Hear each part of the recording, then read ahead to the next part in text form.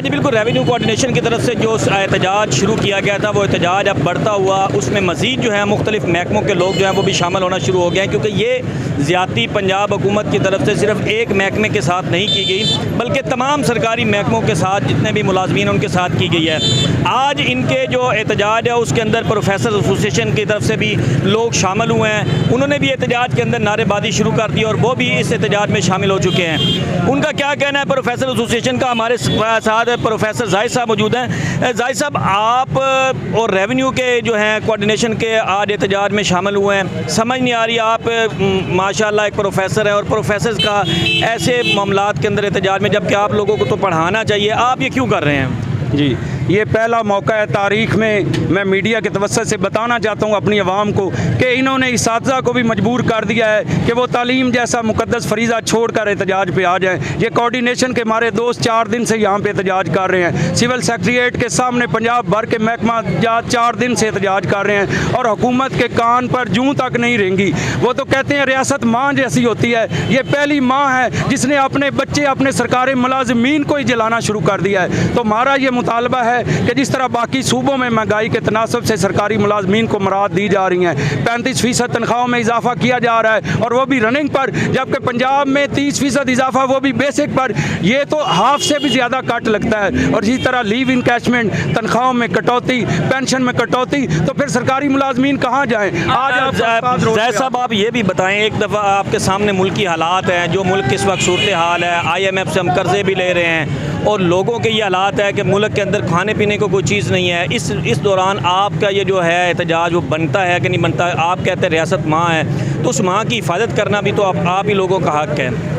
बिल्कुल जी, आपका सवाल दुरुस्त है, लेकिन मुझे ये बताएं कि ये सरकारी मुलाजमीन जो कि 60-60 साल से इस रियासत की खिदमत कर रहे हैं, इस नतीजे के साथ कि शायद ये रियासत जब उनके बच्चे बड़े होंगी, उनके शादियां करने के लिए रियासत पेंशन देगी। रियासत कहती है पेंशन बंद करो, लेकिन DCOs के लिए 100 गाड़ियां मंगवा लेती है। ये अपने वजीरों के लिए धड़ाधड़ बजट मंजूर करती है, 900 अरब के ये तरक्याती पैकेज दे सकती है, लेकिन चंद हज़ार की तनख्वाह नहीं दे सकती। तो जुल्म के ज़ाब्ते को हम नहीं मानते। एक रियासत के अंदर 2 दस्तूर हम नहीं मानते। सिंध और बलोचिस्तान के तहत पंजाब को फ़र्क हम नहीं मानते।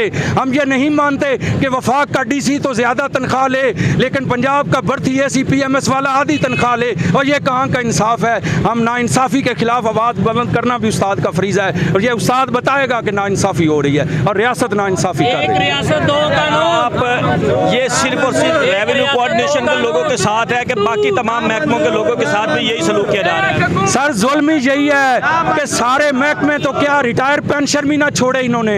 रिटायर लोग अब मुझे मिलते हैं, वो कहते हैं हमने तो बच्चियों की शादियां करनी थी पेंशन पे, और इन्होंने तो हमारी पेंशन पे कट लगा दिया।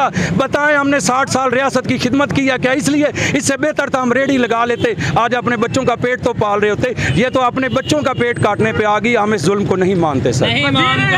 जाहिद साहब, आप माशाल्लाह बड़ी अच्छी बातें कर रहे हैं, लेकिन एक छोटी सी बात ये भी बता दें कि पहले जो असातिज़ा की तनख्वाहें थी वो कम होती थी, अब कंट्रैक्टर पे ऊपर जो जितने भी मुलाजमीन हैं उनकी तनख्वाहों में भी बहुत ज़्यादा इजाफा कर दिया गया है, और तनख्वाहों में इजाफे की वजह से शायद यही है कि आप लोग जो है पेंशन उनकी ना लें। पहले फॉर एग्जांपल अगर तनख्वाह कोई सरकारी मुलाजम की 10,000 रुपये थी, अब उसके अचानक 35 से 40,000 रुपये करके उनको भर्ती किया जा रहा है। तो उस अमल में अगर पेंशन ना भी दी जाए तो ये कोई अमल गलत तो नहीं है?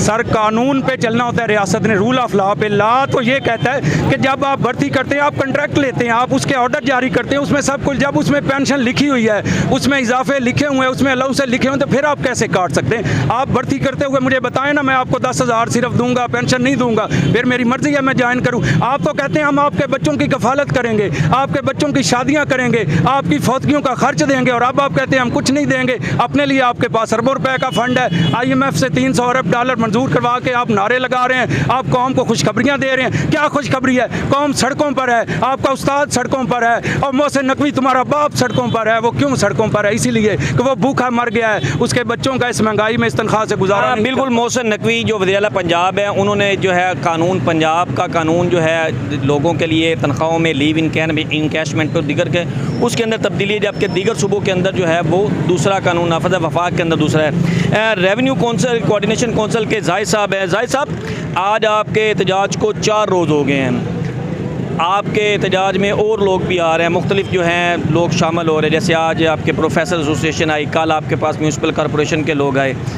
तो क्या ये सिर्फ आपके साथ इज़हार यकजहती के लिए आए हैं या इनके साथ भी यही सारा कुछ सलूक हो रहा है?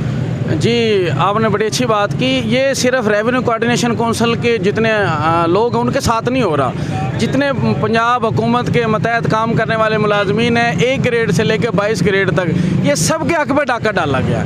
ये सिर्फ रेवेन्यू मुलाजमीन के हक़ में डाका नहीं है, ये प्रोफेसर हजरात के ऊपर भी डाका है, ये MC के जितने लोग हैं उनको ऊपर डाका है। लेकिन यहाँ पे नज़र तो सिर्फ आपके जितने भी मुलाजमीन हैं 10, 15, 50, 100 लोग जो हैं रेवेन्यू डिपार्टमेंट के वही नज़र आ रहे हैं। बाकी कोई एहतजाज के लोग किसी भी जगह पे किसी और महकमे के अंदर जो एहतजाज नहीं हो रहा है, इसका क्या मतलब है कि वो लोग इस बात पर खुश हैं? नहीं, ऐसी बात नहीं है। हमें जो ऊपर से रेवेन्यू कोऑर्डिनेशन काउंसिल और अंजुमन पटवारियान को जो हमारी ज़िले सूबाई क़यादत है उसकी तरफ से हिदायत है कि 50% लोग जो है अपने ज़िले के अंदर धरना दे के बैठे और 50% जो लोग हैं बदल बदल के वो सेक्रेटेरिएट पहुँचे। हमारे वहाँ सेक्रेटेरिएट के बाहर जो है हज़ारों की तादाद में लोग मौजूद हैं, सरापा एहतजाज हैं। इसी तरह हमारी तहसील लालिया में लोग सरापा एहतजाज हैं, बुआना के अंदर सरापा एहतजाज हैं, हम चिनौट के अंदर खुद सरापा एहतजाज हैं। एजुकेशन डिपार्टमेंट की छुट्टियाँ, लेकिन इसके बावजूद फिर भी वो हमारे साथ इज़हार यकजहती करें। MC में लोग सरापा एहतजाज हैं, CNW में लोग सरापा एहतजाज हैं, हर जगह सरापा एहतजाज हैं। इस जो ये पंजाब हुकूमत ने हमारे ऊपर डाका डाला है, हमारी सैलरी के ऊपर डाका डाला है, पेंशन के ऊपर डाका डाला है, लिव इनकैशमेंट के ऊपर डाका डाला है, इसके ऊपर हमारे सारे लोग अच्छा, एक तरफ आप लोगों को कुछ ना कुछ पे मिल रही है, कुछ ना कुछ आप लोगों को पे मिल रही है, लेकिन दूसरी तरफ आप ये भी बताएं कि लोग जो आते हैं बेचारे दूर दराज इलाकों से, वो बेचारे जो है वो रेवेन्यू के कामों के अंदर उनका काम नहीं हो रहे, वो जलील हो रहे हैं, वो बेचारे, इनके बारे में भी आप लोगों का कोई ऐसा अमल नहीं है क्या? उनके बारे में आपने क्या कहें? वो बेचारे जो इतने से आते हैं सारा दिन एक काम के लिए, आगे आप नहीं बैठे होते, तालाबंदी होती है, उनके काम रुके पड़े हैं और गवर्नमेंट का रेवेन्यू भी जो है वो रुका पड़ा है, इस बारे में क्या कहें? इस बारे में तो पंजाब हुकूमत को सोचना चाहिए ना। इस बारे में वो सोचें कि इन मुलाजमीन को क्या तनख्वाहें जो आप ले रहे हैं, आपका क्या राइट नहीं बनता इसलिए? हमारा राइट बनता है, लेकिन ये भी तो राइट बनता है कि सालाना जो हमारी इंक्रीमेंट लगती है, जो हमारी तनख्वाहों में इजाफा होता है, वो तो हमें दे दें। वफाक के अंदर 35% रनिंग बेसिक पे के ऊपर बढ़ी है तनख्वाह, और KPK में, बलूचिस्तान में, सिंध में हमारे सूबे को क्या आग लग गई है? हमारे पास क्या पैसे नहीं है? हमारे पास इनके अल्ले तल्लों के लिए पैसे हैं, इनकी बड़ी गाड़ियों के लिए पैसे हैं, बड़े कमरों में ACU के लिए पैसे हैं, फंड इनके जो है MNA को दिए जा रहे हैं कि हमारे लिए पैसे ही कोई नहीं है। हाँ जी, बिल्कुल, फंड्स MNA को दिए जा रहे हैं। मुल्क के जो है जितनी बड़ी अपना सरकारी इदारे हैं उनको जो है वो फ़रोग़ किया जा रहा है, IMF के पास जो है वो कर्जा लिया जा रहा है, लेकिन जो छोटे तबके के जो हैं सरकारी मुलाजमीन या बड़े तबके के सरकारी मुलाजमीन पंजाब हुकूमत के जो ज़ेर मतहत आते हैं वो तमाम के तमाम इस वक्त सरापा एहतजाज है। एक तरफ लाहौर के अंदर जो है वो बहुत बड़ा एहतजाज हो रहा है, दूसरी तरफ चनियोट के अंदर छोड़ के हर शहर हर गली के अंदर अब जो ये एहतजाज शुरू हो जाएगा, और क्योंकि हर गली के अंदर, हर शहर के अंदर,